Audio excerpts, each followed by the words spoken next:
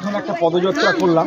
এই পদযাত্রা কেন করলাম বা কি, আমাদের মধ্যে আমাদের বিডিও সাহেব আছেন, উনি বলবেন। তার আগে আমি দু একটা কথা আমি একটু বলে নিই। আমি হরিরামপুরে জয়েন্ট বিডিও, আমি এই হেলথ সংক্রান্ত বিষয়গুলো দেখি আর কি। তো দেখুন একটা জিনিস কি, আমরা 2017 অবধি আমরা কি হয়েছে যে বিভিন্ন জায়গায় আমরা টয়লেট করেছি, দিয়ে আমরা হচ্ছে কি 19 নাগাদ আমার মনে আছে আমরা সমস্ত গ্রামকে ওডিএ প্লাস ঘোষণা করেছিলাম, ওডিএ ভিলেজ ঘোষণা করেছিলাম। অর্থাৎ হচ্ছে যে ওপেন ডেফিকেশন ফ্রি, অর্থাৎ ফাঁকা জায়গায় মলমূত্র আমরা ত্যাগ করতাম না সেই সাল থেকে।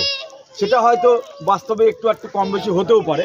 তো যাই হোক 2019 সাল অবধি আমরা যেটা করেছি কি, যে আমরা বাইরে মাঠে ঘাটে পুকুরের ধারে পায়খানা করাটা বন্ধ করেছি।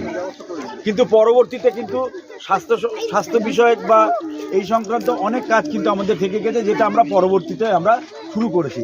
এর পার্ট হিসেবে বিভিন্ন জায়গায় আমরা কি করেছি, যে জল যেটা আছে, যে জলটা যেটা আমরা